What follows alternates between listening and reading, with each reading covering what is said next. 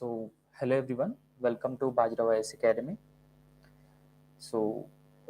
My name is Surya, and today we are going to discuss how to approach the political science and international relations optional for UPSC examination. Okay, so I have a vast experience with political science and international relations optional. Uh, as I'm doing research in this subject. Okay. Now, UPSC uh, in UPSC, PSIR optional is one of the most famous optional. Majority of the students choose this optional uh, because of you know uh, majority of the topics in general studies are used to have a combination or a mix with the PSIR optional, right? Now, if you look at the candidates who are writing mains examination, around 15 to 20 percentage of the candidates they're choosing PSIR optional. So the reason is that PSIR optional is a very dynamic, no doubt about that. So it's not static, except one A part. So one A part is mostly it is mostly about you know political theory. It is mostly about political theory, and the first 1A part is generally considered as hard for the political science option. So except 1A part, 1B, and in the second paper also 2A and 2B. So they are mostly dynamic in nature. So UPSC mains examination and entire UPSC examination is very dynamic in nature. So because you have to up to date with the current affairs. Okay. Uh, so this is one reason why students usually choose political science and international relations optional. So and the second reason is that if you look at the PSIR optional, so firstly in uh, 1B part, that is Indian politics. Okay, so Indian political system, Indian constitution. So entire section, you know uh, the section 1B, the entire section 1B is matched with the general studies paper 2. Okay, so general studies paper 2, if you prepare well for the political science and international optional, then you can cover all your general studies paper 2.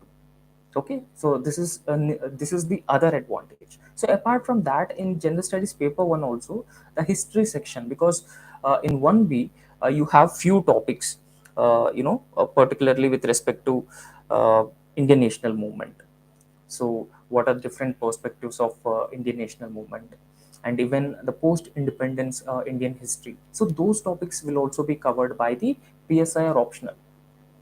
Now, after that, if you look at General Studies Paper 3, even though a very little mix of PSIR optional and General Studies Paper 3, but General Studies Paper 4 has a vast utility for your optional, for your General Studies preparation. I mean, if you choose PSIR optional, you can understand the complex theories and philosophies which are given in the General Studies paper 4, because in PSIR first paper, so 1A, so all the 1A topics, they very often match with the ethics.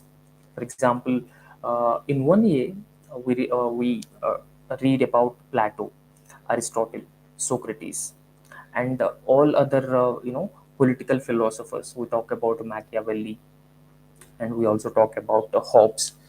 So they are also widely discussed and uh, given in this PSIR syllabus. So that will be really helpful for you. I mean, if you cover the 1A section. So apart from that, in recent times, PSIR in recent times, if you look at UPSC essays, so they have become philosophical in nature. Okay, so since they have become philosophical in nature, so when you have a strong hold and strong command over the 1A, part of the optional subject, PSIR. So you can use these concepts, these philosophies in your essays as well. So since such a vast utility of PSIR subject in your general studies also, so because of this reason, a majority of the students have been choosing political science and international relations optional subject. Okay, and when you choose other optional subjects, whether it is anthropology or any other science optionals, you feel like you disconnect. Okay, you feel like you are disconnecting with the UPSC preparation, because uh, majority of the syllabus of those optionals are not matching with the demand of the UPSC. I mean, demand of the UPSC in the mains examination, general studies mains examination. So but on the other hand, when you prepare for PSIR optional, you will not feel like you're missing or you are deviating from UPSC general studies mains. Okay, so general studies mains requirements. So since it has a huge integration with the general studies main syllabus, majority of the students have been choosing the PSIR optional. Now see, the other advantage with the PSIR optional is that PSIR optional has a material, availability of material. It has a test series. Okay, so we will also conduct the test series. I personally evaluate those copies. Okay, so availability of test series, no dearth of material for the PSIR optional. And the advantage is that, if you have a strong command over different concepts in political science. For example, when you talk about the second paper, especially comparative politics. Now you talk about the structural functional theories, and you also talk about the political economic theories of comparative politics. And also when you talk about different theories of international politics, so all those things are very interesting, firstly. So they are very interesting and you could easily understand. So if you understand those concepts and if you can apply those concepts to other parts. So for example, there are different scholars who talked about the post-colonial societies. So they called post-colonial societies as prismatic societies, and they also called post-colonial societies as soft states, and they termed these states with political decay. Now, if you when you are writing an answer in one part of the paper, so you can apply these terms and concepts in the other part. So the application is essence of the PSIR option. Okay, so when you apply those concepts in other parts of PSIR, you can score a very good marks in this optional. So one thing is that the vast number of scholars in PSIR syllabus. So there's no doubt about that. However, it is not mandatory to put those many scholars in your answers. Okay, so don't worry about different vast number of scholars. So you just have to remember the concepts. So when you remember the concepts, when you understand the concepts, you can apply them in a better manner in the exam setting, because it's all about PSIR, the political ideologies, political theories, and the concepts like rights, equality, justice. So all those things are very very important. So why 1A section is political theory is considered as heart of political science, because it deals with very important concepts like justice, rights, equality, legitimacy, hegemony. Okay, and different political ideologies and political philosophies. So if you understand those political ideologies and political philosophies clearly, so you can link them in your 1B, 2A, and also 2B. So that is the essence. Okay, so therefore, when you are beginning with the political science and international relations optional, so you feel like the philosophy section is a bit difficult for you. Okay, so because it is not like a conventional thing. On the other hand, when you read this uh, to 1B, 2A, and 2B, you feel like, so yes, it is matching with our general studies syllabus. and and at the same time, the 1B, so 1B is completely related to, you know Indian government politics, and uh, the Panchayat 73rd and 74th Constitutional Amendment Acts, and functioning of the legislature, judiciary, executive. So all those topics are already given in the syllabus of general studies paper 2. So therefore you feel like, okay, by reading this part you are also covering the general studies paper 2. And don't forget that the international relations section. Okay, so you have the entire paper. The second paper is entirely related to India and the relations with the other countries. Okay, and also the India and the world.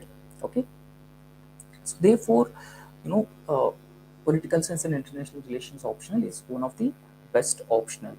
So you can choose, and if you prepare well and if you understand those concepts in political science and international relations well, so that will be really helpful, in mastering the subject.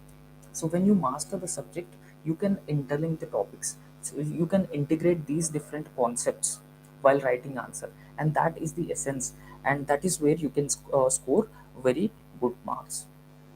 Right. So now first, when we look at the syllabus of the political science and international relations, right? So it has two papers. Okay. So it has two papers, and the first paper talks about the political theory. Okay. So first paper talks about the political theory and Indian politics. So in political theory, so you talk we did we discuss about the Indian political thought, Western political thought. So in Indian political thought, we generally try and understand the political thinkers of India. For example, uh, Dr. B.R. Ambedkar, Mahatma Gandhi, Sir Syed Ahmad Khan. Okay, so M.N. Roy, and even Buddhism, and the Buddhism is also part of the Indian political thought, and Kautilya's Arthashastra. So therefore, as part of Indian political thought, we understand all those political philosophers. What were their ideas? So about India. So about different sections. For example, if you look at Dr. B.R. Ambedkar, what was his concern? His concern is towards the weaker sections, the marginal sections, and the historical injustice they have been facing in the form of caste system. So that was his main concern. So when we talk about the Western political, theory, the Western political philosophy, so we talk about Socrates. So even though Socrates has not directly given in the syllabus, but it is important because Socrates is considered as Plato is considered as a disciple of Socrates. So majority of the Plato's ideas were based on what Socrates held. Okay, so therefore, as part of the Western political philosophy, so we talk about Plato, Aristotle, Machiavelli, Hobbes, John Locke, J.S. Mill, Hannah Arendt. So what were their ideas on different things? For example, so Plato talked about different things. Justice. He talked about justice, how state would be. Okay, so he also, communism of families. So what was the role of the state? And even Aristotle also talked about uh, you know uh, different political systems. Okay, so he assessed a different political system and held that polity is the best form of the government. So Machiavelli is considered as a realist. So these are different political philosophies, and these philosophers and their ideas, what was exactly their concern? So how they wanted to build an ideal state? So a few of them, few of these philosophers are called as idealists. Okay, so because they wanted to establish an ideal state and they want a utopian. Okay, so they are often called as utopian philosophers. So on the other hand, there are some practical, realistic philosophers also. For example, Machiavelli is known as intellectual precursor of realism. Okay, so he talks about what is rather than what ought to be. So similar to Machiavelli, in Indian political thought also we have Kautilya. Okay, so in his Shastra, so he's also known as, so Kautilya is known as Indian Machiavelli. So therefore, when we talk about Thomas Hobbes, so Thomas Hobbes talked about the sovereignty of the state. Okay, so he prioritized the sovereignty of the state, and that is important for ensuring security of the people. And what were the ideas which shaped Hobbes' views on monistic theory of sovereignty? Okay, in a particular what Hobbes says, in a particular territory only state is sovereign. So this is what Thomas Hobbes' view is, and similar to Hannah Arendt. So Hannah Arendt talks about the civic republicanism. Now, civic republicanism emphasizes on participation, okay, civic participation of people. So she emphasizes that people should participate in the political process, and that is the essence of any democracy. So when you write the 73rd and 74th Constitutional Amendment Act, so you can talk about Hannah Arendt. Okay, so you can talk about Hannah Arendt. And when you discuss, in the second part, uh, if a question comes that globalization has been diluting the sovereignty of the states, so you can talk about the monistic theory of the sovereignty given by Hobbes. So this is how you can link these different philosophies in different answers. So across the political science and international, both papers. Okay, so the political philosophies of Western political philosophy and Indian political philosophies. So they primarily talk about different aspects. They primarily deal with these different aspects. Now, I'll also tell you that if you understand all these philosophies, both in Western political philosophy and Indian political philosophy, or Western political thought or Indian political thought, then you would be able to understand majority of the concepts in political science and international relations optional.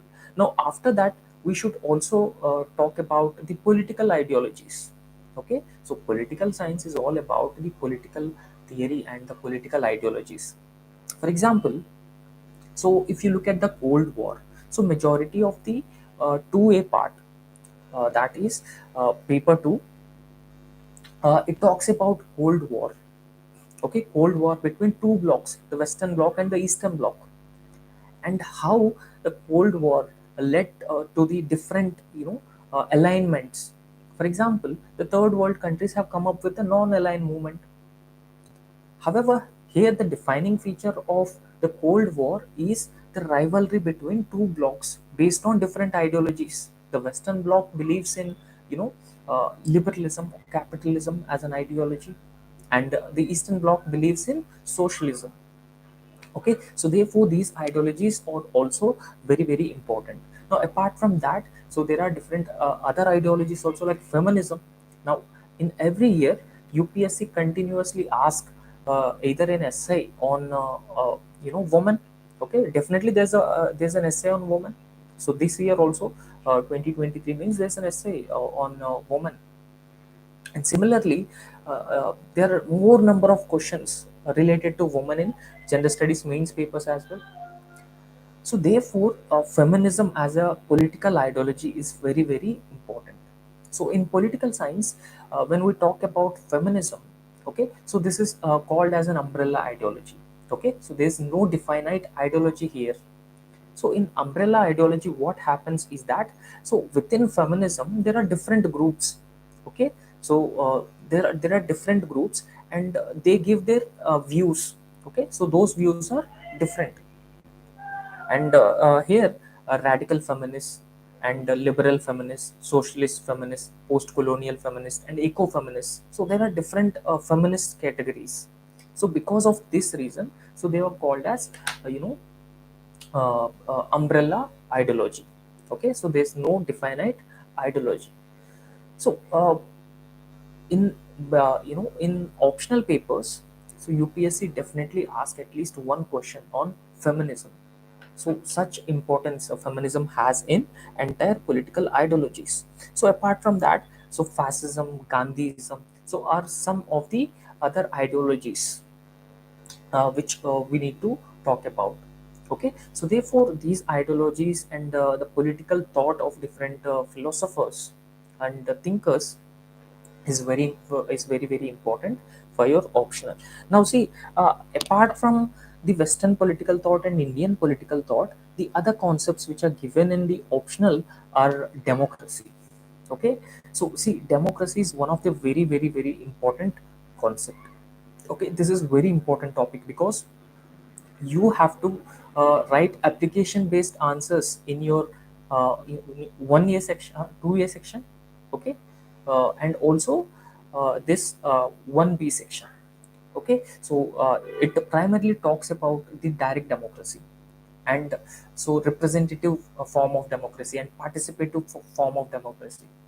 So when we have talked about Hannah Arendt, she emphasized on civic republicanism. Okay, so since she emphasized on civic republicanism, participatory democracy is all about civic republicanism. Okay, so civic republicanism is people participating in the governance process.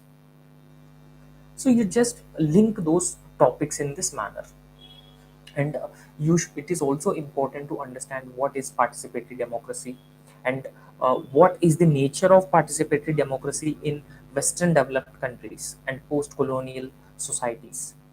Okay, so and also uh, deliberate democracy, what exactly the meaning of deliberate democracy. So in this context, recently the parliament, the parliamentary decay so has been taking place. So parliament has been facing a wide variety of problems, whether it is criminalization of politics, so whether it is you know the parliamentarians disrupting the proceedings of the house, the bills were not referred to the committees. So parliament is also facing the and the decay, parliamentary decay. So that is rightly pointed out by our former Vice President Hamid Ansari. Okay, he was also the chairman of Rajya Sabha at that time.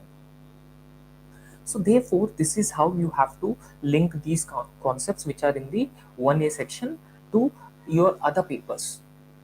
So this has a very high significance. You will get good marks when you understand those concepts and when you are able to link those concepts in your other papers also. Okay, so after democracy, so this also talks about rights. Now rights as a concept is very important.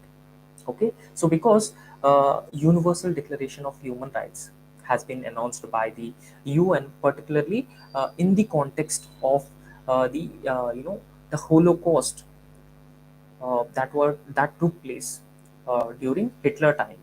Okay, so therefore the ambit of rights has been expanding over a period of time. For example, recently the LGBTQ rights. So it is in news and it is also relevant to the PSIR optional. So when you open the newspaper, so when you read the topics, a majority of the topics you can link to the PSIR optional, and that is the essence of this optional, and that is why majority of the students choose this optional. Okay, so whether it is the LGBTQ rights movement, or whether it is about the panchayats, okay, functioning of the panchayats. For example, Haryana and Andhra Pradesh states have introduced 75% reservation for local people in their respective states. So what is its impact? Okay, so how it will be impacting. So whether states have the right to make such a provision or such a legislation to reserve uh, uh, you know certain posts, private jobs for locals. So all those topics are very much relevant, and I'm sure that every one of you regularly read newspaper. So apart from linking these concepts, you can also mention them as examples in your answers.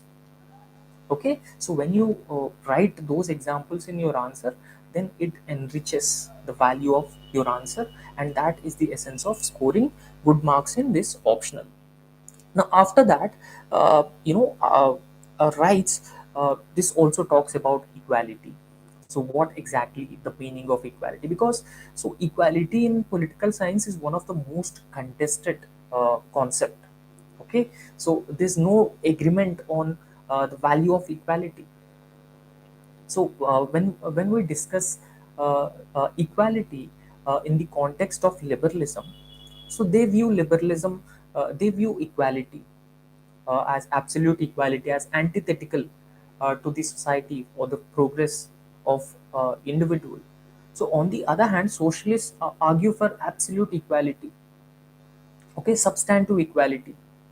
But liberalism talks about procedural equality. So there are different views among different individuals about equality. Okay, so this is also a key concern in political science optional. So after that, justice also. Now John Rawls is considered as, a modern political philosopher. So he is rightly credited to revive the normative values. So what are the normative values? For example, so it talks about norms. So he rightly credited with revival of normativism in political science optional.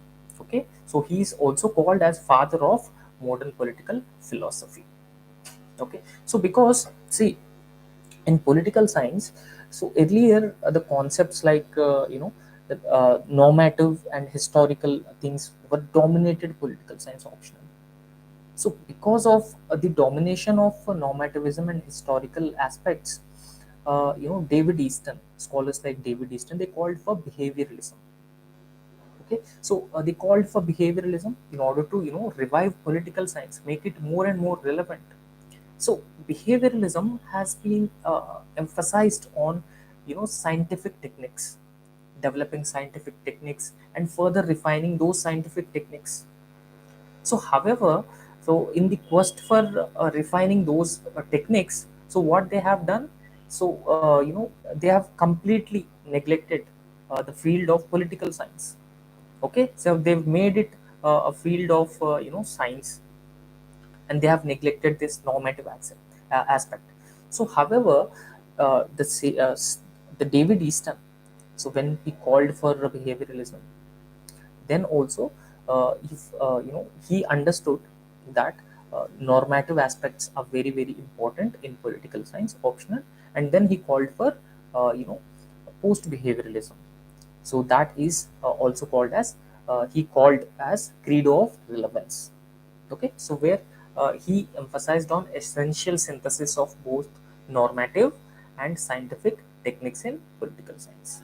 Now we are in the phase of post behavioralism when it comes to the political science optional. Okay, now the theories of the state, ideologies of the state, different political ideologies. Apart from different political ideologies, the Western political thought, Indian political thought, and also there are different theories of the state. So what are the theories of the state? For example, the feminist theory of the state. So what exactly the feminist theory of the state? So what is the feminism view of state? Okay, for example, feminists consider state as an institution of patriarchy, and how Marxists view state.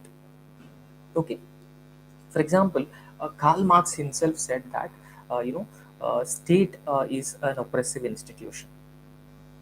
It is an institution which is created by the bourgeois class, the bourgeois class. So therefore, this is one of the most interesting optional. So if you understand all those political philosophies, political ideologies, and theories of the state, so you can perform in a very good manner in your exam. Okay, so this is all about the first part of the optional, and the second part of the optional, is about Indian government and politics. So we are nothing if you are preparing for UPSC. So you are not new to this topic. So this part of the you ge- uh, optional paper. Now this talks about Indian government and politics. Now, so firstly, what is the nature of national movement. So that is what it is discussed, it is given in this optional. Okay, so in the Indian government and politics, so what were the strategies that were followed, what were the strategies that were followed during the Indian national movement.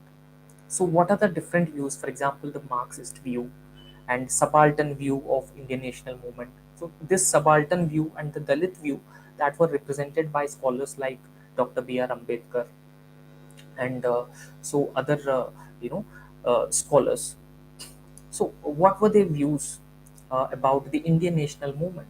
So whether it is a Congress-led movement, whether Dalits were represented in the Indian national movement, and there was a Marxist view, and even the the colonial historians view also. So as part of the first topic, that is political strategies in Indian freedom struggle, so we discuss about these different approaches. So what were their views about India's freedom movement? Okay, so these are called as perspectives of national movement. Now if you keep the perspectives of national movement aside, so one thing you need to understand is that the first part essentially talks about, Swadeshi movement, non-cooperation movement, civil disobedience movement, and Quit India movement. Now, so if you read all these, topics, so you can essentially cover your modern Indian history. Okay, right from revolt of 1857. So because that is also talked about in the optional. Okay, now, after that, making of the Indian Constitution. So, how Constitution was made. So, what were the different views of the members of the Constituent Assembly about, preamble, directive principles of state policy, particularly uniform civil code. So, what were the approach?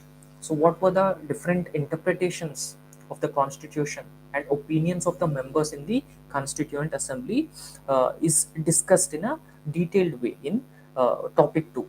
Okay, and the legacy of the British rule, different and social and political perspectives. So, what were the legacies of the British rule?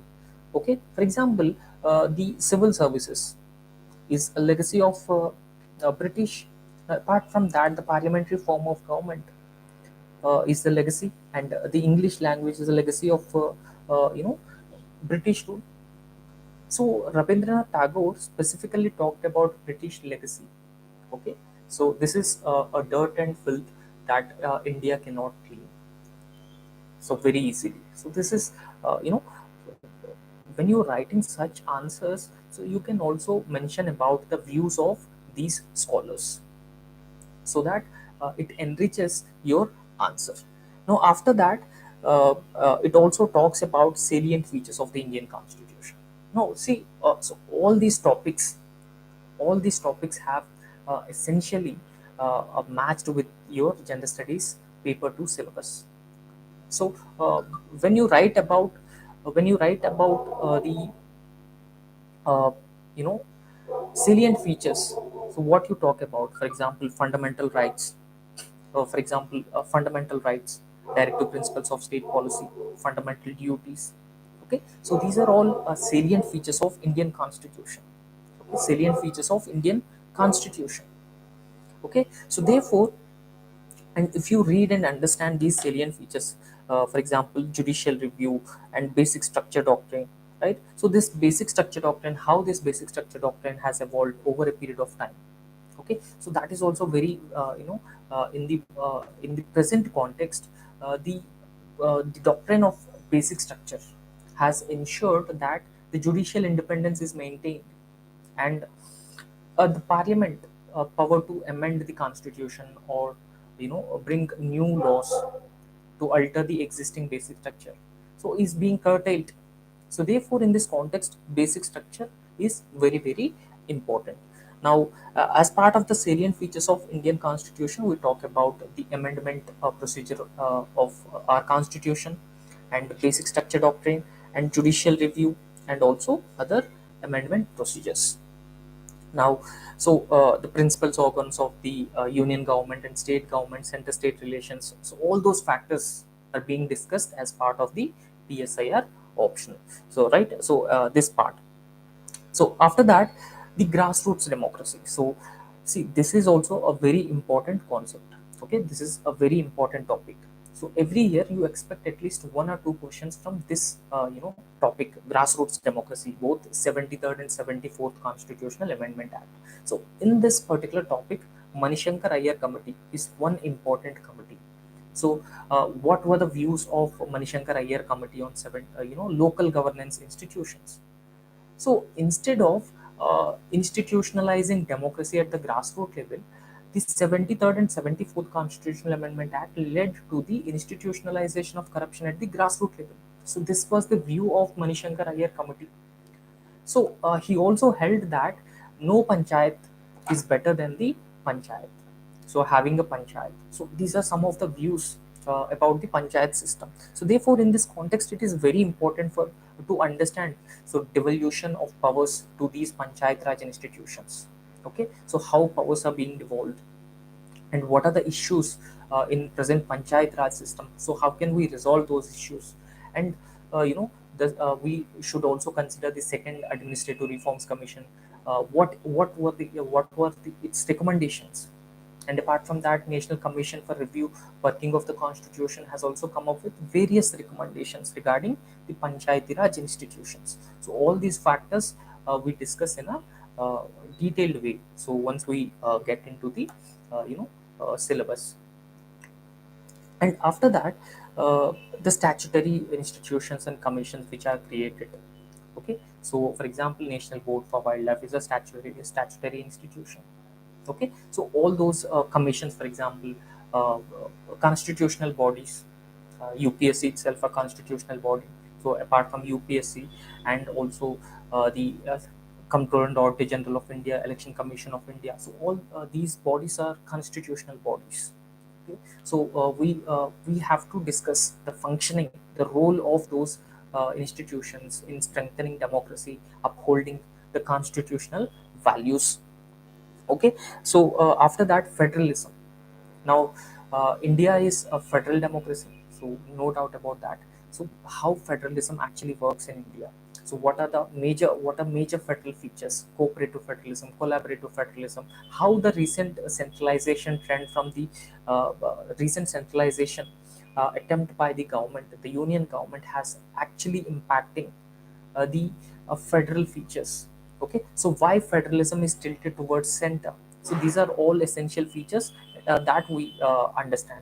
Okay, and see, federalism as a topic is important for general studies paper 2 and optional as well. Now if you cover this federalism topic in a detailed way, if you understand the issues, and the way, if you are able to write suggestions and the way forward, and that would be enough for your general studies as well. Okay, and so after that, it also talks about planning economic development. So what was the Nehruvian planning, and what is Gandhian perspectives on planning and development? For example, the Gandhian perspective on planning and development, this has emphasized on a grassroots democracy, the rural India. Okay, so what was the Nehruvian approach? So if you look at the Nehruvian approach, so this is more close to the socialist approach. Okay, Nehruvian approach is socialist approach. So the Nehruvian approach and Gandhian approach. So what is the role of planning, especially the public sector undertakings? See, earlier uh, uh, the economic activity is controlled by the government before 1991 economic reforms.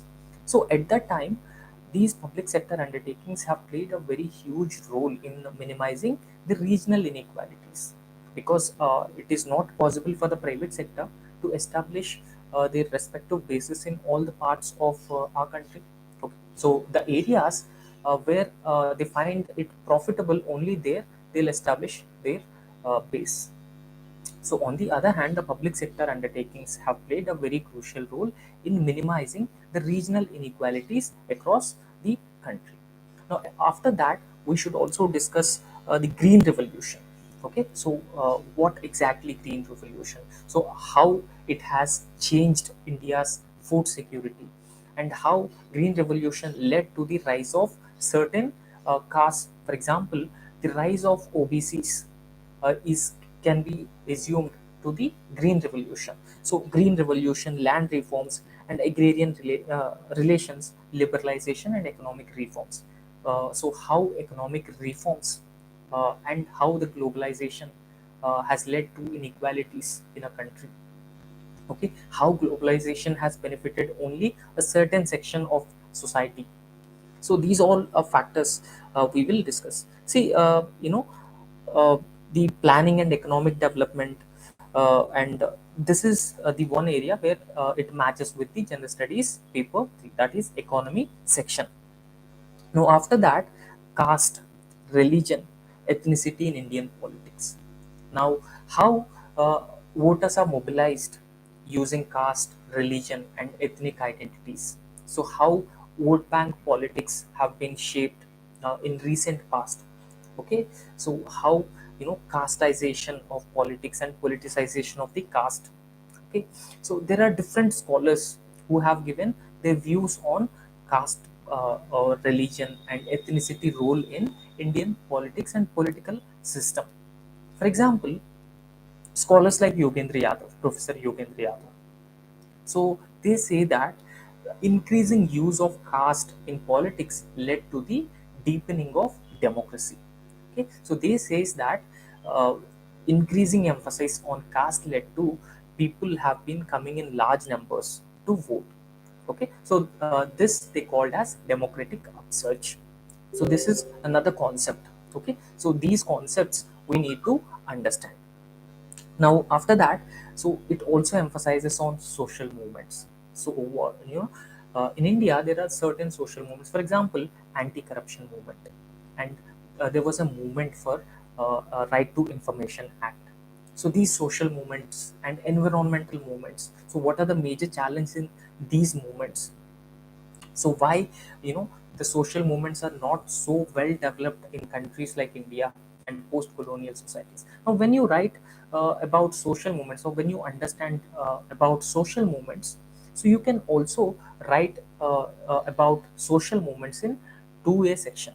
Okay, so there's a also comparison of new social movements and old social movements. So what are the major characteristics of these social movements have been given in the 2A section. Okay, so therefore political science optional is all about interlinking the topics. So how you interlink these topics with one topic with the another topic. So when you interlink those topics, so it clearly reflects your understanding of the topic. So how much you have understood, so what is your understanding? So that is the essence of political science and international relations. Now when it comes to the uh, second paper, it is all about comparative politics. Okay, so comparative politics and how international relations have been shaped by different political ideologies, political theories. Now, comparative politics is nothing that, so we compare one political system with the another political system. Okay, so one country's political system with another country's political system. For example, there's a huge difference between the developed countries and developing countries. So developing countries are still called as the prismatic societies. They are called as overdeveloped states by Marxist scholars like Hamza Alavi. So for example, why they are called as overdeveloped states? So in Western countries, there's no mismatch between the political development and the economic development. So on the other hand, when you look at the developing countries, there's a huge mismatch between the political development and the economic development. So this is what scholars like Hamza Alavi called the overdeveloped state. Okay, so because in post-colonial societies, the state is an imported institution. Okay, so the state is an imported institution. So colonial rulers were introduced the colonial rulers introduced the state in order to benefit themselves. Okay, this state will benefit themselves, so that they introduced this state. However, the economic system is still traditional and still backward. The society is still traditional and backward. So because of these reasons, these states in the developing countries are called as overdeveloped states. prismatic societies. Scholars like Gunnar Myrdal, they called these states as soft states.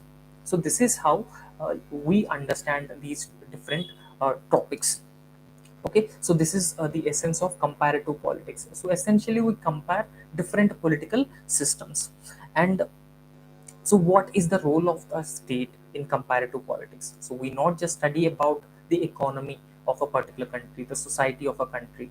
Okay, so how exactly the social structure is in a particular society. So rather we compare states, the institutions. So how the state is been functioning in the Western societies and in developing and post-colonial societies. Okay, so after that, so we also talk about uh, okay, so we also talk about globalization.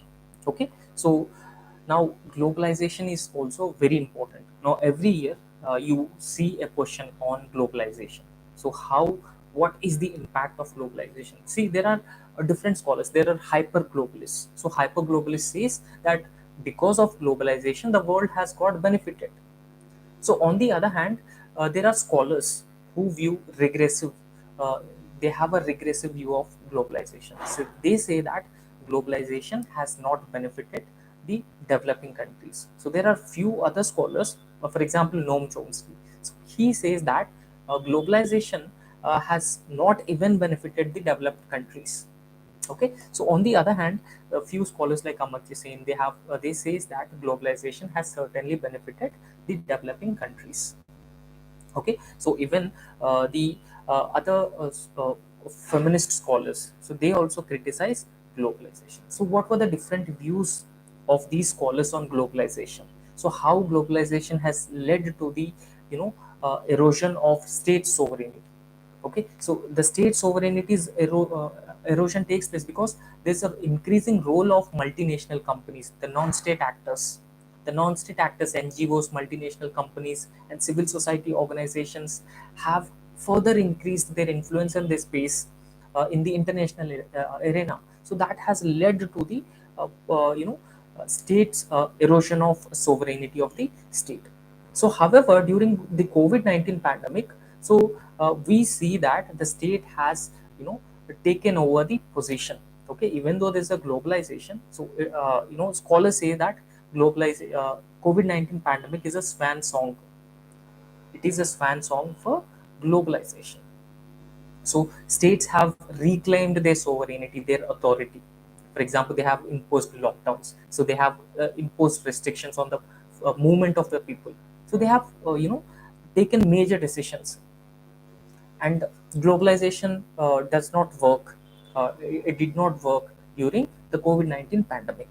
So after that, so we also study about the approaches to the study of international politics. For example, so what was the idealist view when we talk about international relations, and what is the realist view, Marxist view, and functionalist and systems theory? Okay, so in international relations, when we talk about idealism, so what ought to be? Okay, so functionalism and liberalism is very close to idealism. So on the other hand, there's a realist theory of international politics. So realist theory of international politics especially talks about security of the state, self-interest of the states, how states can protect their own national interest.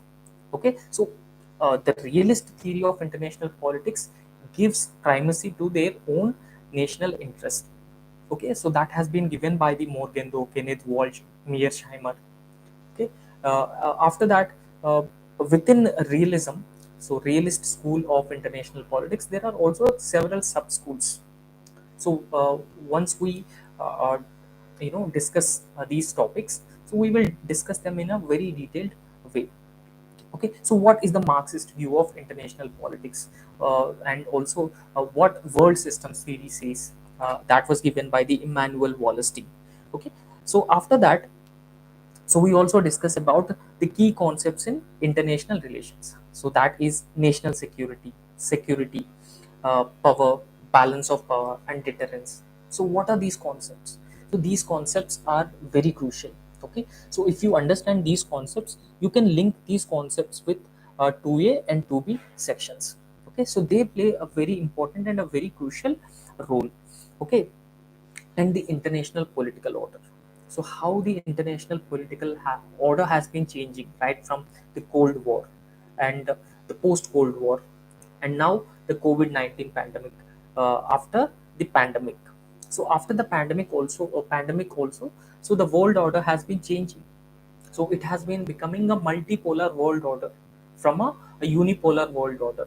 After the after the Cold War, it has been transforming from a unipolar world order to a multipolar world order. So there are different major emerging powers. For example, we talk about India, Japan, South Korea, Australia. So they are called as a emerging powers. So on the other hand, there are a few other scholars also, so who talk about the emerging bipolar world between China and the USA, or emergence of a new Cold War. And in this context, we need to discuss about arms race, Cold War, new Cold War, the nuclear threat. So recently in news that USA has developed nuclear weapons. Okay, new nuclear weapons, more potent nuclear weapons. So in this context, are we safe? And now the in post-colonial societies also, for example, Pakistan had a nuclear weapons. So the major question here is that whether the nuclear weapons in Pakistan are safe or not. So if they were go into the hands of those extremist forces, so what will be the security of the entire region and entire world? So these are some of the aspects we discuss. And apart from that, non-alignment movement is also very important. So what exactly is non-alignment movement, and what is India's approach now about non-alignment movement?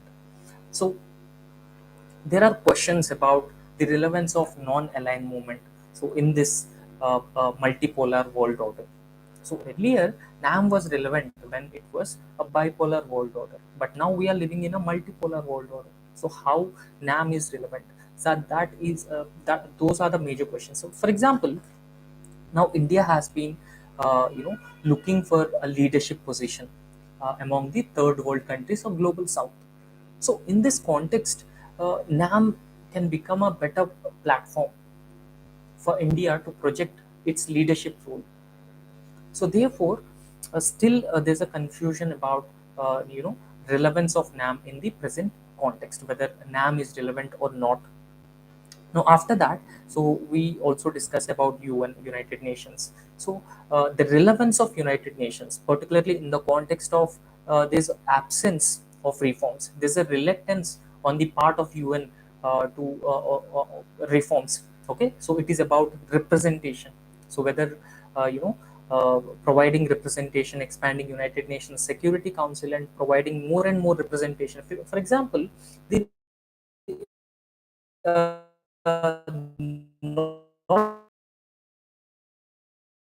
Council, and even Asia with the largest population is underrepresented. So this is a very important to ensure the relevance of United Nations. We need to reform this institution. Okay, so India is one such country. It has joined with the other like-minded countries and formed a grouping called G4. So through G4, it has been it has been fighting for the reforms within United Nations. So it has also aspiring for a seat in the global high table, such as United Nations Security Council. So when we talk about United Nations, we specifically talk about the United Nations peacekeeping force, relevance of UN in the present context, and reforms within UN are some of the important dimensions. Okay. Now after that, there are different groups. So there are different blocks, whether trading blocks, economic blocks, political blocks. For example, BRICS, Shanghai Cooperation Organization, ASEAN. So what are their role in ensuring regional stability, regional peace? So how they are promoting, uh, you know, uh, trade, commerce, how they have been establishing an alternative institutions outside UN. So in this perspective, we understand these aspects as well. Now So after that, the contemporary global concerns to democracy, human rights, environment, gender justice, terrorism, and nuclear proliferation. Okay. So these are also a very important and a very sensitive concepts, because now terrorism has been re-emerging. The cybersecurity is another major problem. Now environment is a very crucial challenge that humanity has been facing nowadays. So there are no concerted efforts. So even though there were conventions and there were international agreements, for example, the Glasgow Summit, so there were no concerted efforts on the part of environment and violation of human rights. So, for example, we can see this in recent war between Hamas and Israel, and violation of rights and humanitarian crisis in Afghanistan. So we study all these things. Okay. And so the next part, that is 2b, so India and the world. So in this part, so we clearly see India's foreign policy, how India's foreign policy is working actually. So what is the actual objective of India's foreign policy, what are we aiming for? So when we make policies, is what we study as part of this. And also NAM, India's contribution to NAM. So India traditionally considered NAM as a platform to further its leadership role. So what is the contribution of NAM? So in fact, if you remember, India is a founding member of NAM. So therefore, in order to reclaim its leadership role, so how NAM is important? Is really NAM relevant today? So India can really follow the non-alignment movement. So there was NAM 2.0 document has also been released by intellectuals. So what this document says? So this document says that NAM is still relevant. So India can go for NAM 2.0, so along with pursuing its national interest. So in this context, we understand India's specific contribution to NAM. So after that, India and South Asia. So this is a huge topic, and in this India and South Asia, we talk about Look East policy, Act East policy, India's policy of Connect West, Look West policy, and India's relations with neighboring countries. For example, we talk about India's neighborhood first policy. So what are the issues between India and its neighbors? For example, the water dispute between India and Bangladesh, water sharing issues between India and Bangladesh, India China relations, India Pakistan relations, and India Sri Lanka. So all these aspects we discuss, and also Sagar, security and growth for all in the region. Okay, so this part, the 2b part, is completely is a dynamic part. Okay, so when you regularly follow newspaper, for example, if you follow Indian Express or the Hindu newspaper, there are editorials, so they discuss about these things. Okay, so recently India was out of the regional comprehensive economic partnership. So, what are the implications on India coming out of regional comprehensive economic partnership? So, it is not just looked upon in terms of trade and commerce, but it is also looked upon in terms of India's larger, influence and role in the region, particularly in the context of emerging Indo-Pacific uh, geostrategic construct, and also in the backdrop of growing Chinese assertiveness and influence in the Indian Ocean region. Okay. Now, after that, India and Global South relations. In recent G20 summit, India had taken an initiative to include African Union as part of G20. Okay, so this is assertion of India's leadership role to global south. So in this context, we understand India's role in global south, development of global south. So what exactly India's developmental or leadership role in global south? Now after that, India's relations with global centers of power, for example, US, Russia, China, European Union, Japan. So how India's relations are with these major centers of power. So recently, a steady shift in India's foreign policy towards a tilt towards US. Okay, so India has been further diversifying its ties in line with its policy of strategic autonomy. Now, so these are the different things, and India's nuclear question, challenging perceptions. So what is India's nuclear doctrine? For example, India follows no first use policy. So this is India's nuclear doctrine. So India will not use nuclear weapons against non-nuclear weapons states. So India will not strike the country in first instance. However, India reserves the right to massive retaliation if any country attacks India. So these are broadly the content which is given in the PSIR optional syllabus. Okay, so if you have the broader idea about the syllabus, then it will be helpful for you to understand the concepts, to interlink concepts. Now, interlinking and understanding concepts is essence in PSIR optional. So PSIR optional is becoming more and more significant and more important is because it is dynamic in nature. Okay, so it is in line with the UPSC preparation. Now when you prepare this optional, so you can also perform well in your general studies papers. So because of this reason, it has been becoming more and more significant and more important. Okay, so now we have been starting this PSIR optional classes. Okay, so in this classes, I'll explain every concept. So I'll explain every topic in a clear manner. So I'll give you examples. So how to interlink, how to use those scholars. So I'll explain everything very clearly. So apart from that, so I'll also be mentoring you.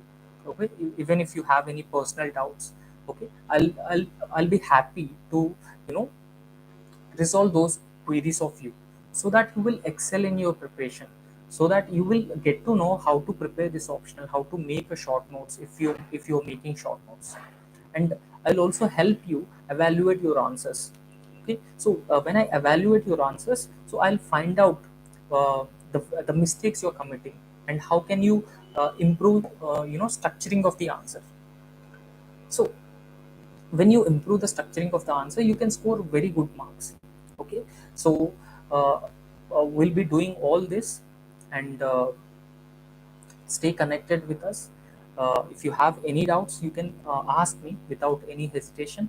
Okay, so we will be helping you throughout your journey. Okay, right from your beginning up to your selection. Okay, so therefore, uh, uh, thank you for giving me this opportunity. And so please let us know if you have any doubts regarding the PSIR optional syllabus. Okay, so uh, we offer you comprehensive classes on each and every topic in PSIR optional. So we'll explain every topic very clearly in a very lucid manner, so that you can understand these concepts, and you can also interlink one concept with the other concept, so you can write the better answer in the examination. So we will also be providing you personal mentorship. Okay, so how can you uh, finish the syllabus in a short span of time? How can you make a short notes about the PSR syllabus, so that it will be easier for you to revise things as early as possible, as quickly as possible. And we will also tell you how to interlink the topics, how to write the answers, how to structure the question. Because when you look at the PSIR optional questions, these questions are not like general studies questions. Okay, so either they give a quote, and accordingly you have to write the answer. So therefore, mentorship plays a very important and a very crucial role. Okay, so stay connected with us.